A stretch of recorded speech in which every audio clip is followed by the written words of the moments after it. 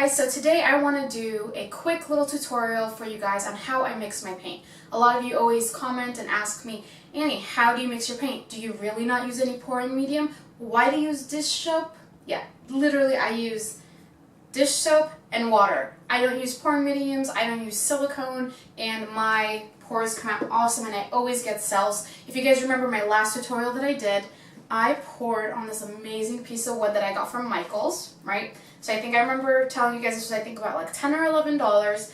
Look at all these cells that are on here. If you've been following my Instagram or my other videos on my YouTube channel, you'll see that I never use medium. So I'm going to show you guys how I mix my paint, how much soap I put in my water, and how I pour. So I'm going to do a quick little tutorial, guys. So we're going to need a few things. First, you're going to need a bottle of water and your dish soap. So I'm going to show you guys exactly how much dish soap I put in the water. Sometimes you guys ask me how much soap I put in, and it's not an exact size, but I know how much I put in this size bottle. So you'll see that. So you need water, dish soap. I put my dish soap in a little container because I don't like carrying the whole thing. So that's that. When you pour, you always need a little torch. So this torch is just fire. It's called Burn-O-Matic. I get it at Home Depot. It comes with a little, you have to buy the tank with it and you fill it. Super easy to use. You just pull down the safety. That's it. So you always need that. You need the torch to take out like the little air bubbles that you're going to get in your paint because you mix your paint with water. And it also helps develop the cell. So you need that. You need a couple cups. You need a couple stirring sticks.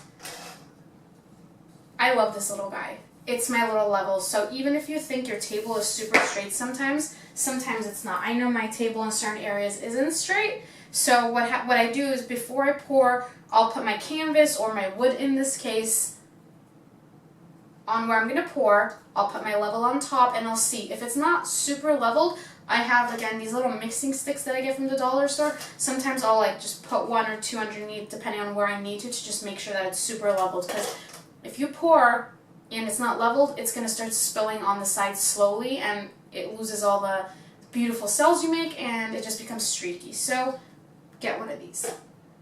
What else? And then you just need your paint. So guys, these are my garden flowers. How pretty are they, right? So little side note, this is a little old school like little teapot.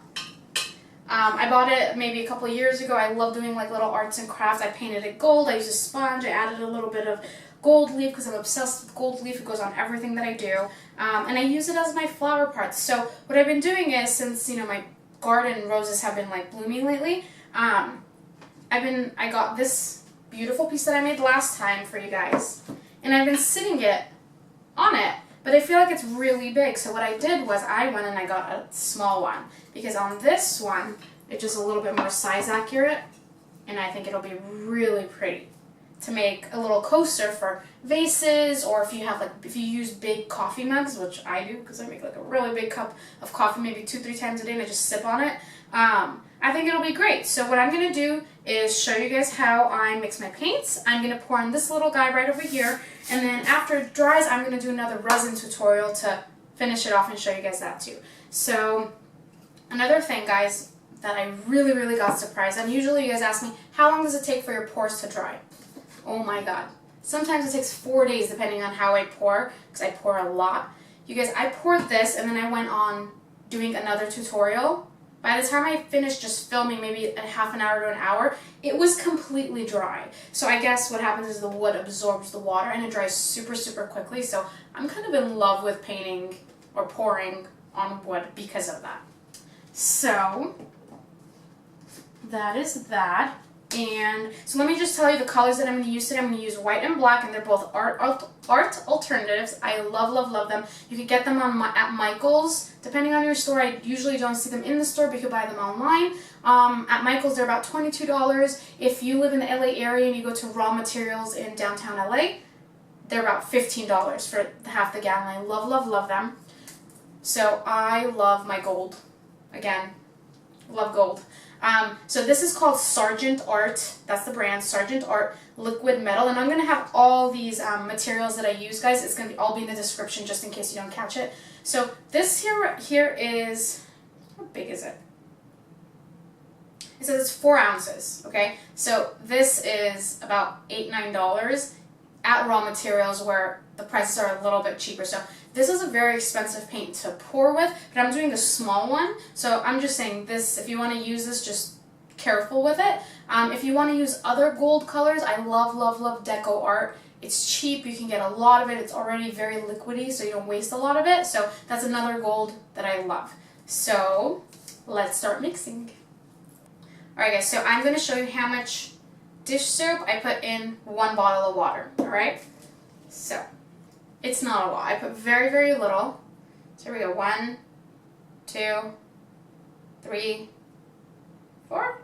Small little drops, nothing big. Don't let it be too runny. I feel like if you put too much of the soap in there, I mean, the cells look amazing at first. It like pops right up, but then it opens up too much. So don't put too much, but it's not an exact science. And if it's going to make little bubbles in your water, don't worry about it again. It does not stay in the paint. So no worries. So that's how much I put, okay?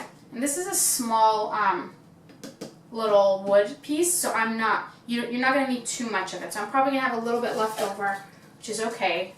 But if you're going to be making a small canvas or a small wood piece or whatever, you don't have to waste a lot of material, unless if you want to do like 2 or 3 of these at a time so you have matching sets. That would be really cool. Oh, this is so pretty, you guys. Oh my goodness, I love this color so much. But again, it's expensive, so let's be careful with the gold.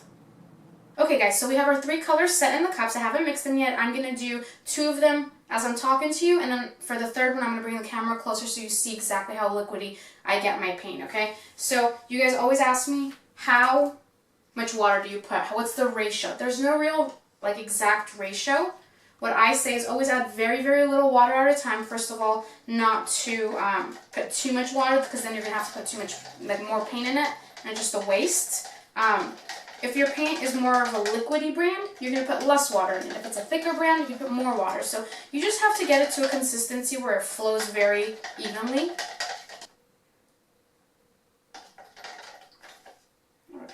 So it has to just flow. It has to flow easily, where if you pour it and you just tilt it a little, it's going to run off the side, but not too liquidy, because if it's too liquidy, then the colors actually mix together and your colors change, and we don't want that. Okay guys, so here we are. So now for the black, I already added a little bit of water, so I'm just going to add a little bit more. You guys can see that. Sometimes it takes a little while. You have to mix it for maybe a minute or something, so that you realize that, blah, blah, blah. I'm rambling. Sometimes you have to mix it a little bit longer, guys, and because the water doesn't mix in super quickly, and sometimes you'll feel like it's too watery, but if you keep mixing, you'll realize that it's not. So you'll see right there. You see how runny that is? How it just comes out super easily. I'll show you if I do this. See that? So this is the consistency that you want. Okay? So here we go. Okay guys, so when I pour, I don't want to leave whatever I'm pouring on straight on the table, because when the paint goes down, we don't want it to stick on your table or on the paper that you have put down. So I like to get 2 of the same object, which here I have these little containers. If you have something that's one piece that's a little bit bigger, you can do that. But what I'm going to do is, when I pour, I'm going to set this on right over here, okay? So let's check our level. Oh, that is pretty leveled right there. Okay, fantastic. Now I like to kind of do it on different sides, because sometimes the middle will be leveled but not the side. Perfect. So make sure your item or your piece is leveled. Okay guys, so here is what we're going to do. I kind of like this dark piece that's sitting around here, so I'm going to try to pour on this side and kind of maybe leave this part open, okay? So here's my cup.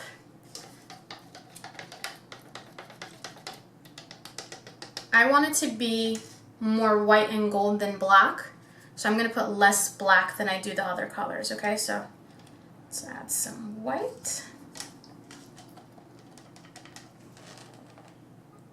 Add some gold.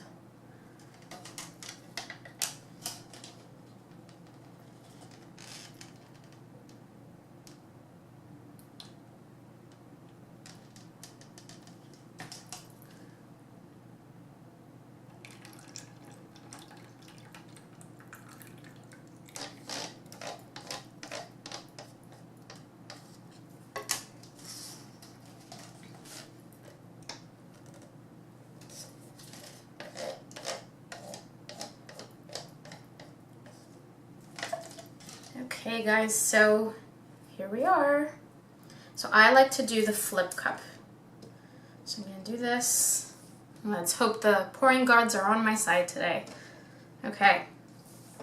Ready? 1, 2, 3. Okay. Let's leave that for a second and let's... Oh,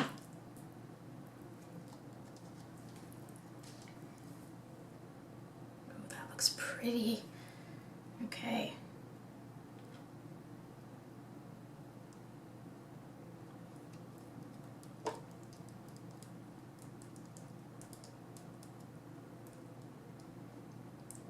I think I like that. Okay, so I'm gonna leave that there. Okay guys, so this is where our little torch comes in handy, okay? So what you're gonna wanna do is we're gonna lightly go over all this. You don't wanna keep it down straight and keep it on your piece because the paint, it's liquid, it has water in it, it's gonna boil and it's gonna start burning. So what we're gonna do is we're gonna hold it sideways and we're gonna just keep moving it. You're not gonna keep it in one area at all because then it moves the paint around and it just doesn't do what we want it to. So all we're trying to do is get out those air bubbles, and this motion and the heat just helps the cells come out.